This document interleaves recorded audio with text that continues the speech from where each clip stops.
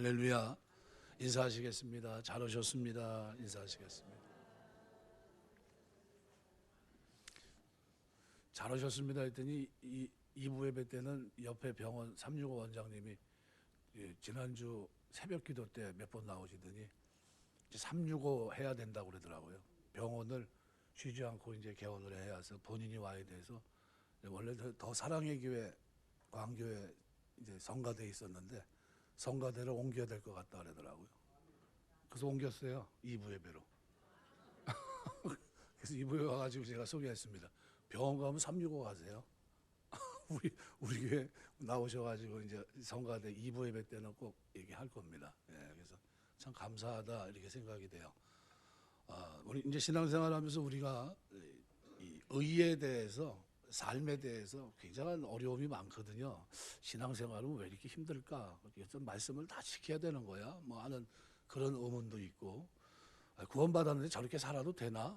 하는 삶도 있고, 그런 것들에 대한 궁금증, 뭐 이런 것들을 좀 해결해야 되는데, 지난 시간이 아마 명절 끝나자마자 명절이 다 끝나지 않은 상태라 제가 가장 중요한 본문을 17절서부터 19절까지 율법의 완성이신 예수님에 대해서 설명을 했거든요. 근데 이 설명은 중요한 설명인데 다 고향으로 가시고 이렇게 되니까 안 되겠다고 해서 결론은 사실은 그래서 20절을 또 나중에 하려고 보니까 그때도 많은 분들이 또 모를 것 같고 그래서 안 되겠다. 이거는 산상설교를 지금 강의하고 있는데 20절은 내 대회 때 한번 설명을 드려서 우리가 성화의 삶을 살고 있는데 그것과 이것이 어떤 연관이 있는지 설명을 드리면서 은혜를 나누려고 준비를 했습니다. 예수님이 이 땅에 오셔 십자가 지시면서 십자가의 은혜로 의식법도 종결됐고 시민법도 법적 구속력을 상실했고 그리고 도덕법도 완성하셨습니다. 사실상 십자가로 우리에게 베푸신 은혜가 너무 커요. 뭐 이루 헤아릴 수 없을 정도로 큰 은혜 속에 살아갑니다. 이거는 어떤 은혜가 있냐면요. 믿음이라는 선물을 우리가 받게 된 겁니다. 우리에게는 전혀 날 때부터 원죄 틀 속에 있었기 때문에 뭐 좀 제대로 살아볼 만한 능력이 우리에게 없고요. 그런 의지조차도 우리에게는 상실한 상태입니다. 그런데 예수님의 십자가의 은혜로 오늘 우리가 거기에서 구원받았을 뿐만 아니라 이제는 말씀 앞에 마음을 다하여 사랑하고 또 이 땅을 살아낼 수 있는 하나님의 사람이 된 겁니다. 우리 다른 말로 표현하면 복받은 사람들이에요.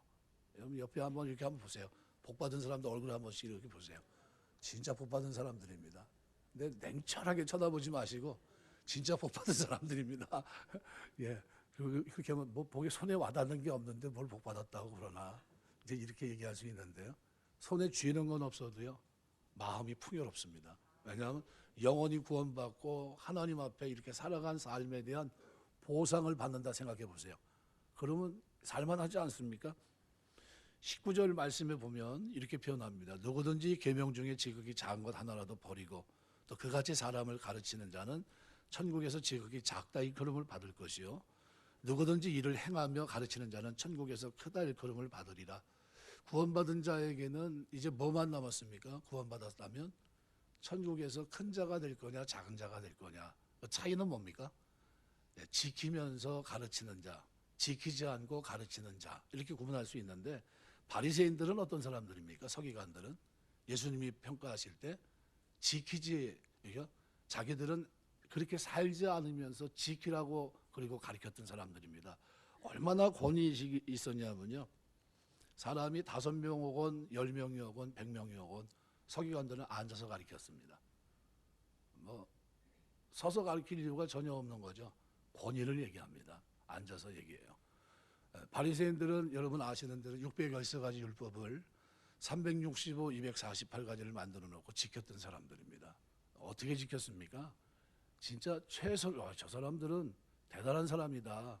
왜냐하면 율법에서 벗어나서 지켰거든요. 우리가 금식은 1년에 대속죄일 때 한 번 하는데 이 바리새인들은 일주일에 2번씩 금식했습니다. 그리고 11조를 드리는데요. 그냥 드린 게 아니라 정상적으로 눈으로 남들이 봤을 때 거기서 11조 드렸고요. 그 다음에 뭐예요?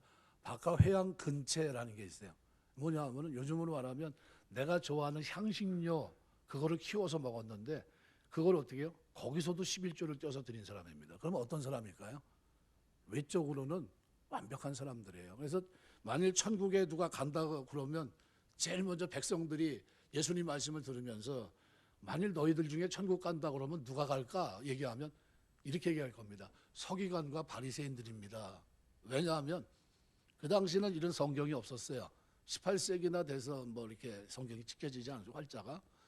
그러니까 인문주의자들 등장하기 전까지는 성경을 우리가 본다는 게 어려웠고요. 그래서 예언의 말씀을 듣는 자와 그죠? 읽는 자는 몇 명? 소수예요. 그 사람 누굽니까? 특정한 바리새인 서기관들, 그 관계된 사람들이죠, 제사장들 외에는 성경을 앞에 놓고 볼 수 없었어요. 그럼 뭐 해야 됩니까? 듣는 쪽에 관심을 가져야 되겠죠.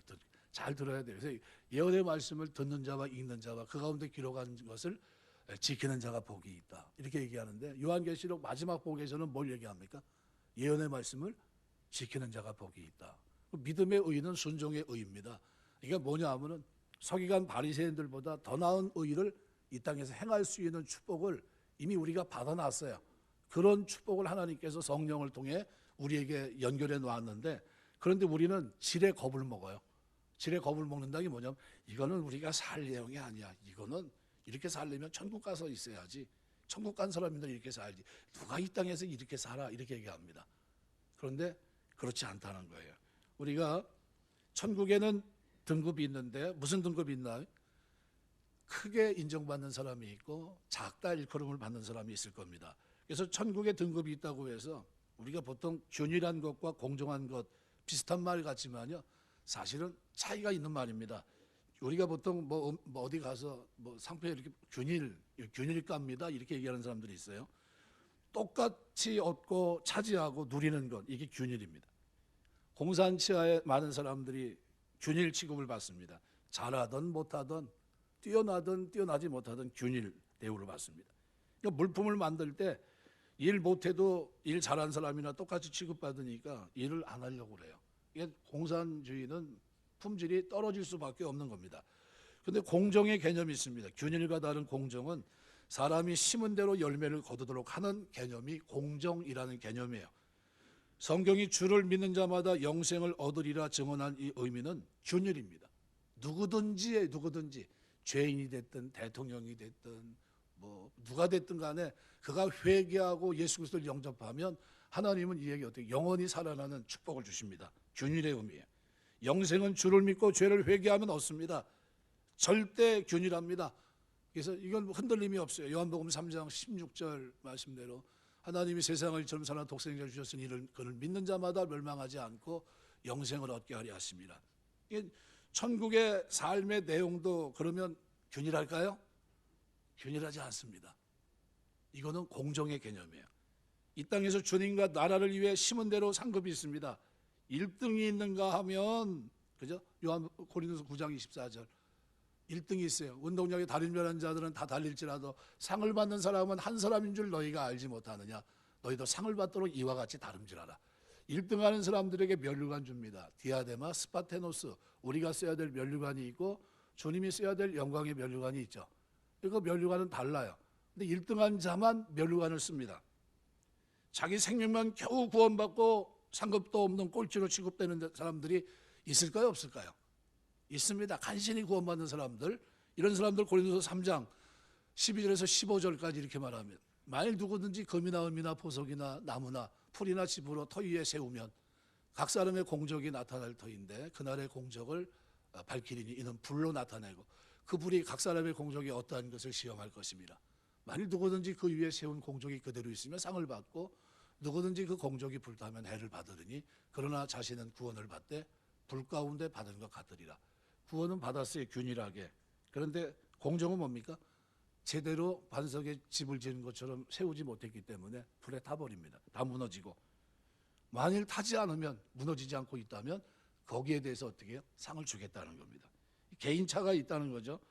이 원리가 갈라디아서 6장 7절입니다. 심은 대로 거두는 거예요. 스스로 속이지 말라. 하나님은 업심여긴을 받지 아니하시. 사람이 무엇으로 심든지 그대로 거두. 여러분이 교회에서 수고했어요. 땀을 흘리고 제자들이 뭐라고 얘기합니까? 주님 우리가 전토를 벌이고 부모를 버리고 주님을 쫓았습니다. 우리에게 어떻게 보상하실 겁니까? 뭐라고 얘기하셨어요? 금생에서도 100배나 받고 내세 영생을 받지 못할 자가 없을 거다. 이렇게 축복하셨거든요. 그럼 무슨 얘기입니까? 구원받은 거는 뭐죠? 균일하지만 하나님 앞에 우리가 심은 대로 공정하게 대우받는 거는 있다는 거죠. 멸류관을 받을 사람도 있고 간신히 구원받을 사람도 있다는 겁니다. 심은 대로 공정하게 배분하는 상급제도는 모순되고 차별된 것이 아니라 공의로우신 하나님의 올바른 처사입니다. 그러니까 천국에는 반드시 등급이 있어요. 자신의 모든 것을 헌신하고 죽도록 충성한 성도, 섬겼던 성도들, 그들과 다르게 자기 유익만 구하고 편하게 살려고만 했던 성도들 사이에 구별이 없다면 그 천국이 아니에요. 잘못된 겁니다. 왜냐하면 불공정하고 불의한 나라일 겁니다. 1등 성도가 되고 풍성한 상급을 받는 성도, 이것이 여러분의 목표가 되시길 주의 이름으로 축원합니다. 이왕 예수 믿는 거예요, 하늘의 부활을 쌓으셔야 돼요. 열심히 쌓아야 됩니다. 그래서 누구든지 일을 행하며 가르치는 자는 천국에서 1등이라는 거예요. 큰 자라는 겁니다. 그러나 누구든지 행하지 않고 가르치는 자는 작은 자다라는 거예요. 우리가 큰 자가 있고 작은 자가 있습니다. 시편 119편 1절, 행위가 온전하여 여호와의 율법을 따라 행하는 자는 복이 있다. 야고보서 1장 25절에도 이렇게 말합니다. 자유롭게 하는 온전한 율법을 들여다보고 있는 자는 듣고 잊어버리는 자가 아니요 실천하는 자니 이 사람은 그 행하는 일에 복을 받으리라. 여러분이 그냥 대충 살면 안 됩니다. 이왕 예수 믿고 사는 거 잘 믿게 되시길 주의 이름으로 축원합니다. 이게 상급과 연관이 되어 있습니다. 세상에서 가장 큰 손해는 뭘까요? 천국 가서 후회하는 손해입니다. 아유, 그때 내가 예수를 잘 믿을 걸 하는 거죠. 이 비극은 천국 문 앞에서 거절되는 손해일 겁니다. 예수 믿지 않는 사람들은 자기 의를 가지고서 어떻게 해요? 그들이 말하는 천국, 그죠? 낙원에 이르려고 합니다. 파라다이스에. 그런데 주님 뭐라고 얘기합니까? 십자가 믿음의 의가 아니면 들어올 수 없다는 겁니다. 마태복음 22장 13절에 보면 임금이 사람들에게 말하되 그 선발을 목과 바깥 어두운 데 내던지라. 거기서 슬피 울며 이를 갈게 되리라 하시니라. 들어갈 줄 알고 천국까지 갔는데 천국 문이 닫히면서 거절당하면 울며 이를 갈게 되는데 영원토록 그렇게 된다. 그래서 오늘 본문에는 천국에 들어가지 못하리라 하는 이 말이 마태복음 5장 20절과 마태복음 18장 3절 두 곳에 나옵니다. 3절에 어린아이 같이 되지 아니하면 결단코 천국에 들어가지 못하리라. 결코 모모하지 않는다는 헬라말 우메라는 단어는 어떤 수단, 어떤 방법으로도 안 된다는 거예요. 서기관과 바리새인들 누가 봐도 저 사람은 천국에 들어갈 사람이다 생각했는데 예수 그리스도를 믿는 믿음의 의가 아니고서는 천국에 들어갈 수 없어요. 저들보다는 나은 의가 우리에게 있는데 그것이 뭡니까? 예수 그리스도를 믿는 믿음의 의입니다. 이것이 저와 여러분을 축복하신 줄 믿습니다. 예수님의 십자가는 너무나 중요해요. 그래서 저들보다 더 낫다는 표현은 원래 본래 말은 뚝 위에 물이 넘친다는 의미입니다. 뚝, 그러니까 저희들의 바리새인 서기관들이 살아갔던 그 삶의 의를 뚝이라고 했을 때 천국에 들어갈 수 있는 사람의 그 의는 뚝을 넘는 물이 돼야 된다. 그러면 최소한 그들보다 나아야 되는데 이 사람들은 어떻게 살아갔습니까? 이 사람들은 성경을 구워 삼듯이 하고 살았는데 정작 중요한 것은 뭐를 하지 못합니까? 마태복음 23장 23절에 보시면은 의와 인과 신을 저들이 버립니다. 뭐라고 표현? 화이슬 인저 외식하는 서기관과 바리새인들이요. 너희가 박하와 회당과 근체 11조는 드리되 율법에 더 충한 바 정의와 긍휼과 믿음은 버렸도다. 그러나 이것도 행하고 저것도 버리지 말아야 할지니라. 두 가지를 이제 여기서 설명하는데요. 의와 인과 신, 이 세 가지를 저들은 어떻게? 율법의 정신입니다. 그걸 버린 겁니다. 사람들 볼 때는 어떻게 살았어요? 외형적으로, 그죠? 외식하듯이 있으면 그 앞에서 살아갑니다. 근데 없으면 어떻게 살아가요? 저걸 버립니다. 그러니까 살아가면 중심에 뭐예요? 말씀을 진정으로 사랑하고 하나님 사랑하기 때문에 행하는 것이 전혀 없는 거죠. 그래서 서기관과 바리새인보다 더 나은 의, 이 말에는 두 가지 의미가 있습니다. 첫 번째는 믿음으로 얻는 의입니다. 믿음은 자기를 부정하는 데부터 시작해요. 하나님 나에겐 선한 것이 없습니다. 자랑할 만한 것도 없고요. 공로도 전혀 없습니다. 오직 주님의 십자가만 저는 의지합니다. 주님의 십자가만 믿겠습니다. 이렇게 고백하는 게 믿음이에요. 이 믿음이 저희를 구원시킵니다. 믿음은 완전히 자신을 포기하고 예수님을 붙드는 겁니다. 근데 안타깝게도 오늘 본문에 기록되어 있는 서기관과 바리새인들은 예수님을 믿지 않아요. 붙들지 않습니다. 의지하지 않아요. 하나님 앞에 가겠다는 믿음이 없습니다. 그들은 예수님을 배척했고 자기를 부인하기는커녕 성전에 가서 자기 자랑에 깊이 빠져 있습니다. 바리새인과 바리새인들, 특별히 세리와 기도하는 기도문이 누가복음 기록이 되어 있는데요. 바리새인의 기도하는 제목을 가만히 들여다보세요. 하나님의 도움을 구하거나 하나님의 은혜를 구하는 장면이 하나도 없어요. 뭐 하고 있습니까? 자기 자랑만 실컷 놀. 그걸 다른 말로 표현하면 자기 의만 드러내고 있는 거예요. 나는 이 정도 사람입니다. 나는 천국 들어갈 만한 사람 아닙니까? 라는 거죠. 그런데 주님은 뭐라고 얘기합니까? 아니라는 거예요. 그래서 토색도 안 했고 사기도 안 쳤고 간음도 하지 않았고 안식일을 철저히 지켰고 성경에 1년에 한 번씩 금식하라고 하셨지만 저는 일주일에 2번씩 했고 저는 11조를 꼬박낸 정도가 아니라 박하회양 근처에 내가 먹으려고 텃밭에 심어놓은 그것조차도 10분의 1을 띄어서 내가 주님 하나님 옆에 드렸던 사람이에요. 이 말을 듣고 있는 사람들은 아마 이랬을 겁니다. 우리는 몰라도 서기관하고 바리새인들은 저 사람들은 천국 들어가면 오른쪽 왼쪽에 앉을 거다. 그런데 예수님은 천국에 들어갈 수 없다고 얘기합니다. 너희 의가 저들보다 낫지 않고는 결단코 천국에 들어가지 못한다. 아마 충격은 제자들도 받았을 것이고요.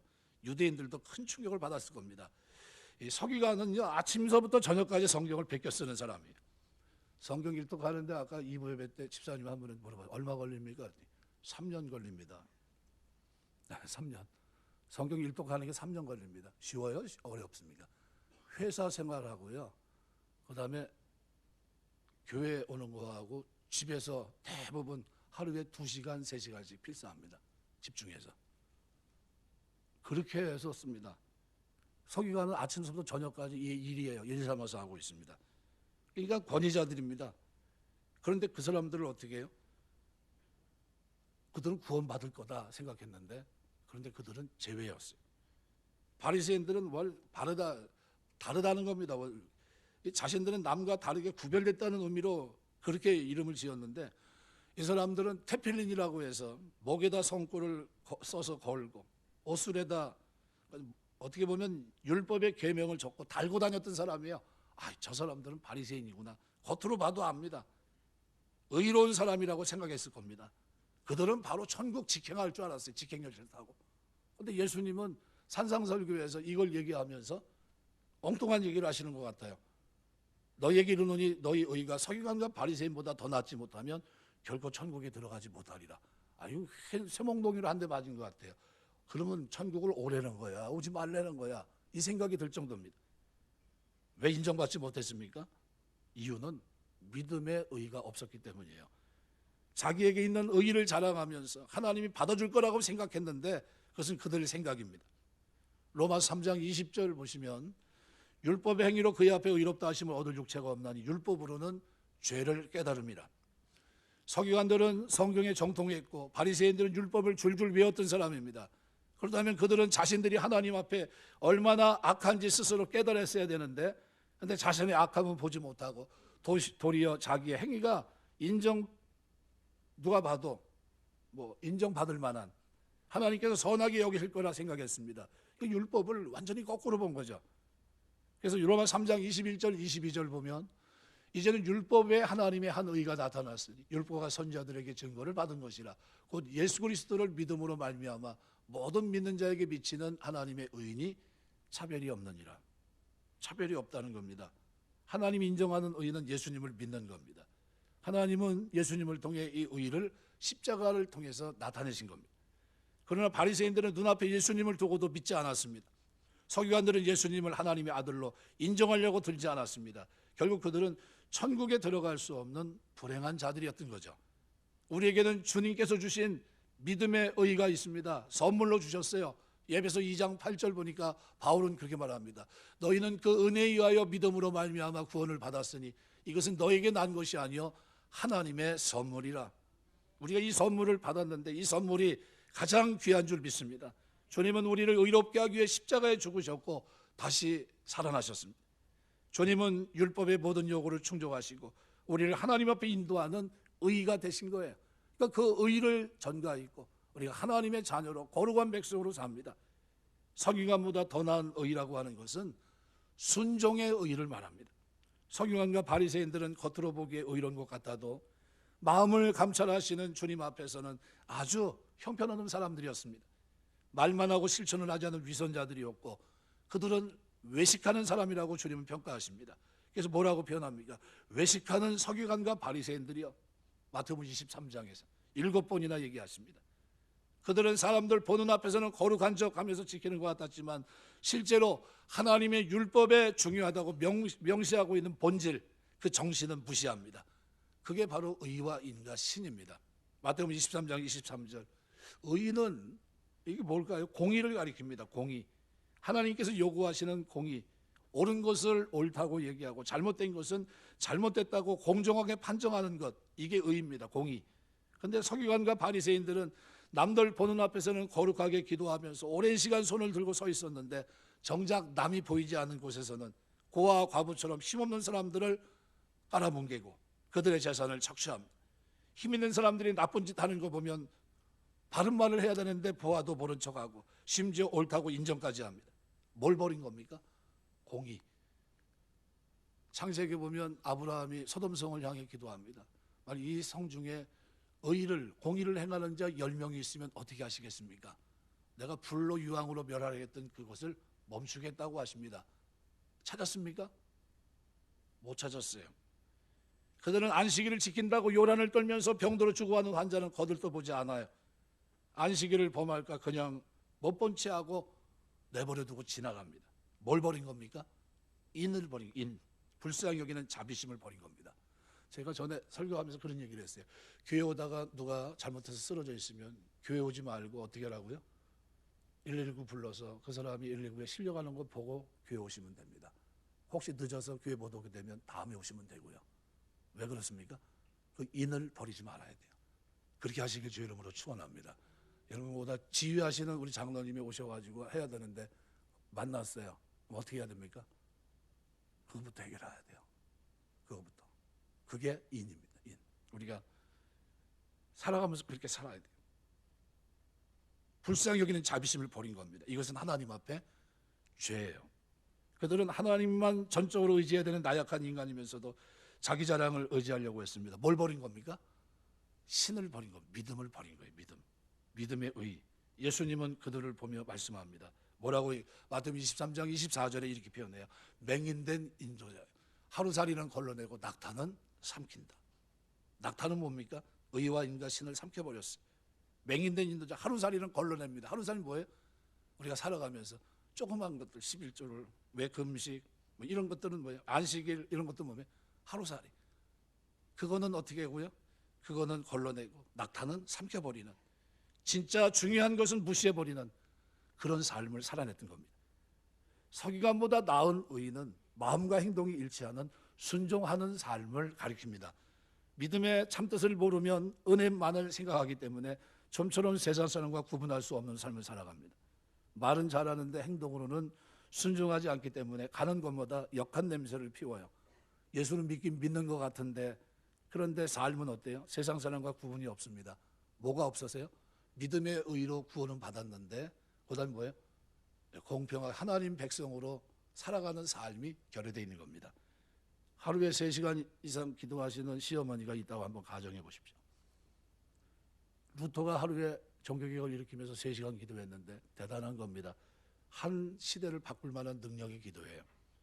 그런 기도하는 믿음이라면 여러 면에 있어서 그가 구원받은 자 하나님 백성이라고 하는 면이 나타나야 됩니다. 어떤 모습으로요?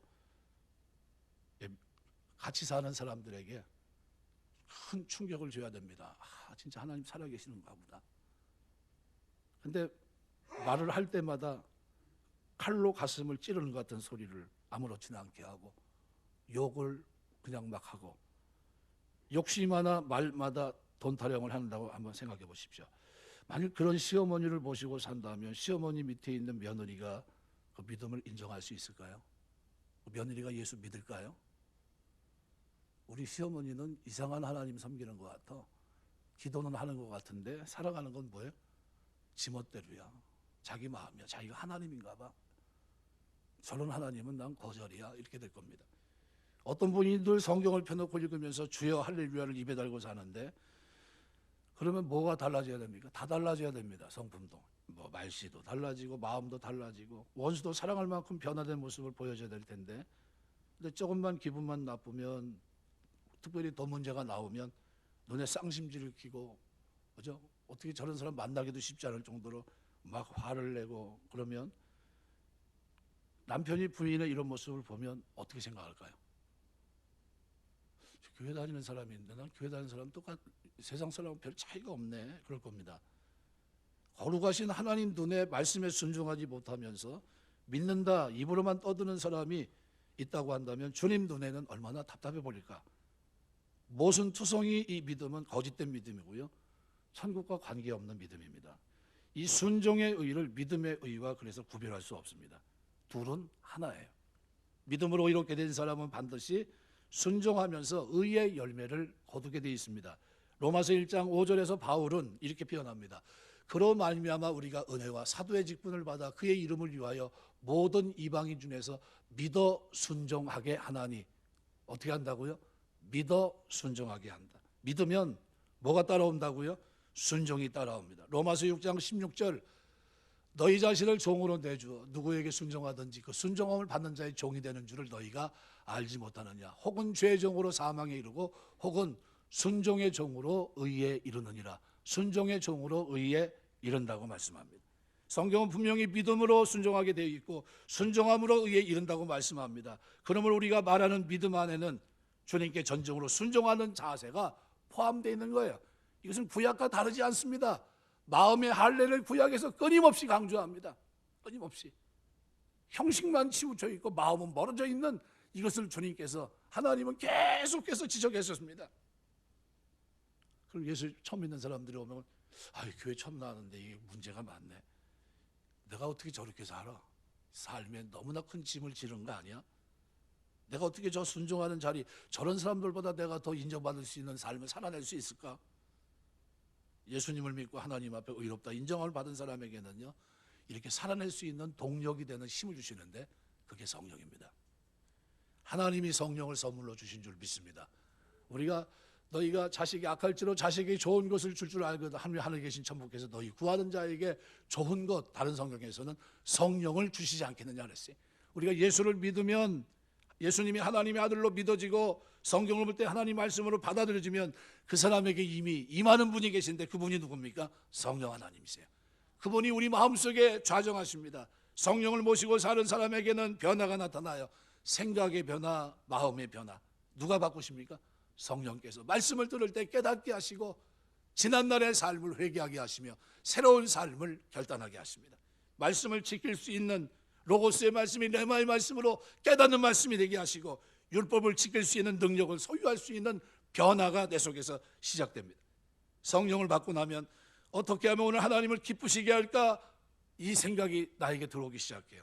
생각이 바뀌고 마음이 바뀌면 행동은 자연스럽게 뒤따라갑니다. 하나님이 우리가 기도할 때 마음과 생각을 지켜주세요. 그러니까 성령께서 내 삶을 서기관과 바리새인보다 더 나은 의, 말씀 앞에 마음을 다하여 하나님을 사랑하고 이웃을 사랑하는 삶을 살아낼 수 있도록 도와주시는 줄 믿습니다. 이 삶이 그래서 천국 백성의 삶이에요. 이 삶을 살아가는 것을 우리는 성화라고 합니다. 성화. 이걸 하나님이 하사했어요. 하나님께서 말씀에 순종하는 사람을 기뻐하는 것을 알기 때문에 이제 믿음의 의를 가진 사람은 순종의 의, 이것이 내 삶에 있음을. 그래서 행함 없는 믿음은 죽은 겁니다. 영혼 없는 믿음이 죽은 것 같이 행함 없는 믿음은 죽은 거예요. 자기 말로는 살아있다고 얘기해도 행함이 없다는 것 자체는 뭡니까? 죽어 있다는 거예요. 살아있다면 믿음의 의가 나를, 그 믿음이 나로 하여금 내 영혼을 살려놨다고 한다면 나는 어떻게 해요? 신령한 젖을 사모하게 돼 있어요. 신령한 젖은 나로 하여금 어떻게 자라나게 합니다. 성숙하게 하고요. 성장하면서 어떻게 말씀 앞에 순종하게 합니다. 자원해서 자발적으로 그 길을 걷게 해요. 나 같은 죄인 구원해 주신 예수님을 너무나 사랑해서 그분을 어떻게 하면 기쁘게 해드릴까? 이것을 믿음이라 한다면 순종은 조금도 어렵지 않습니다. 순종은 그 길을 즐거워하며 걸어갑니다. 하나님을 사랑하기 때문에 자원해서 기쁘게 하는 것이 믿는 사람의 순종입니다. 순종은 세상을 이기는 힘이에요. 요한일서 5장 1절에서 4절까지 말씀해 보면 사도 요한은 이렇게 말합니다. 예수께서 그리스도심을 믿는 자마다 하나님께로 난 자, 또한 낳으신 이를 사랑하는 자마다 그에게서 난 자를 사랑하느니라. 우리가 하나님을 사랑하고 그의 계명을 지킬 때 이로써 우리가 하나님의 자녀를 사랑하는 줄을 아느니라. 하나님을 사랑하는 것은 이것이니 우리가 그의 계명들을 지키는 것이다. 그의 계명들은 무거운 것이 아니로다. 오롯 하나님께로부터 난 자마다 세상을 이기느니라. 세상을 이기는 승리는 이것이니 우리의 믿음이니라. 하나님 사랑하면 순종하게 돼 있고요. 그래서 디베라 바닷가에서 죄를 진 베드로를 앞에 두고 물어보세요. 요한 아들 시몬아, 내가 나를 사랑하느냐? 그걸 물어보세요. 주님 사랑하면 순종하게 돼 있어요.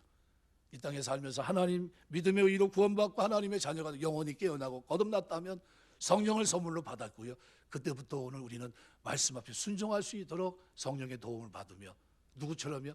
서기관과 바리새인보다 더 나은 의를 이 땅에 행하며 살 수 있는 축복의 사람이 됩니다. 그런데 이거는 하늘에서 큰 자가 되게 하시는 거예요. 큰 자.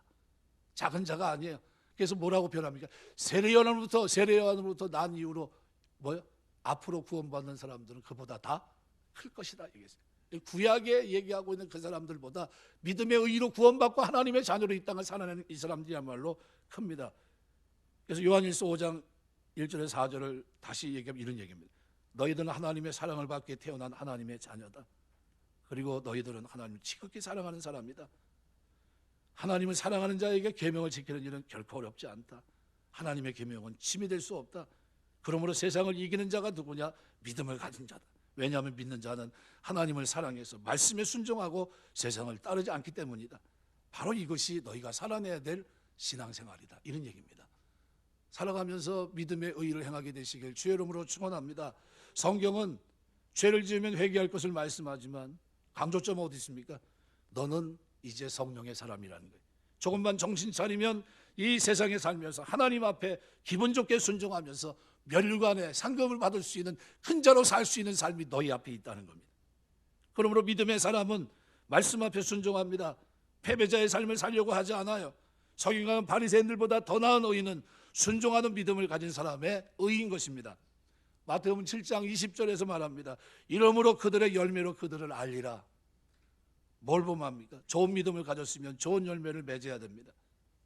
바른 믿음을 가진 사람은 순종합니다.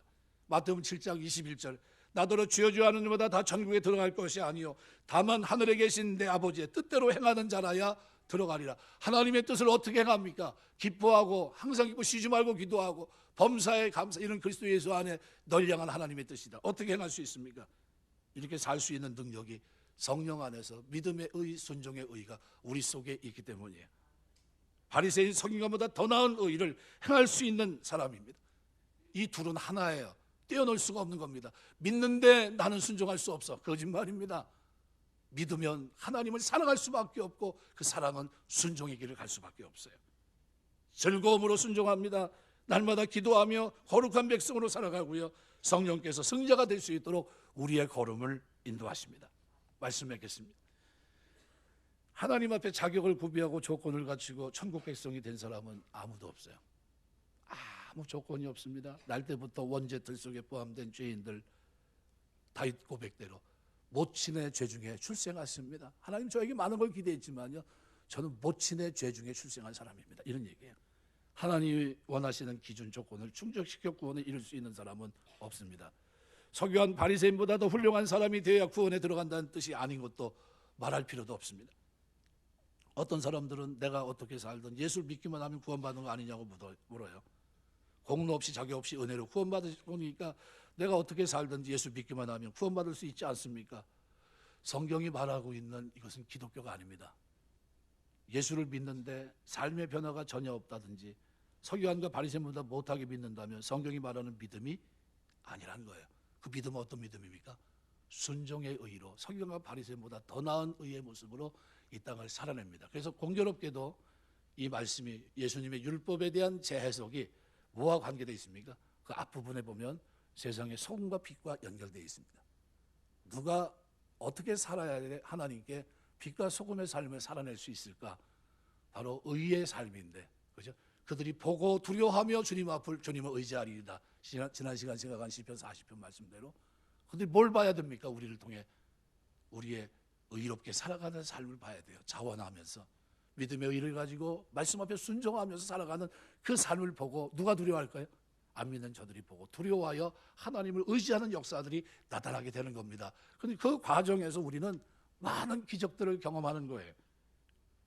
자격, 공로, 조건으로 구원받은 것은 아니지만 은혜를 받으면 그때부터 변화됩니다. 중심이 바뀌어요. 새로워집니다. 몸과 마음이 바뀌어요. 하나님을 사랑하고 전심으로 말씀을 순종하게 되고요. 자격, 공로, 일한 것으로는 하나님의 설자가 없기 때문에 오직 하나님의 완전한 사랑과 은혜로 우리를 부르신 것을 압니다. 은혜를 주셔서 성도로 삼으신 주님을 우리가 예수 믿을 때 하나님께서 우리에게 또 선물로 주시는데 그분이 누굽니까? 성령인데, 성령 하나님은 우리를 새 사람 되게 하십니다. 모태부터 가지고 나온 죄의 본성과 나쁜 죄의 습관을 지닌 몸은 그대로 있지만 우리 안에서 거듭나는 역사가 새 생명이 시작됩니다. 성령으로 거듭나기 시작해요. 어떻게 거듭납니까? 예수를 믿고 거듭난 후에는 여전히 몸을 가지고 있기 때문에 익숙한 죄의 옛 습관에 끌려갑니다. 마치 김유신이 그저 말을 타고 있으니까 주막으로 간 것처럼요. 세상 유혹에 쉽게 넘어집니다.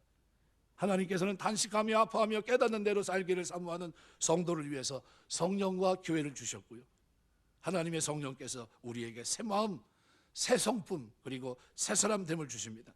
성령을 전적으로 의지하고 붙들면서 내 몸을 복종시키면서 연약한 몸속에 주께서 이미 시작하신 구원과 하나님이 우리를 위해 행하신 아름다운 성품과 덕과 선을 담아내는데 그 과정을 우리는 성화라고 말합니다. 성화. 우리는 하나님 율법을 사랑할 수 없었던 사람입니다.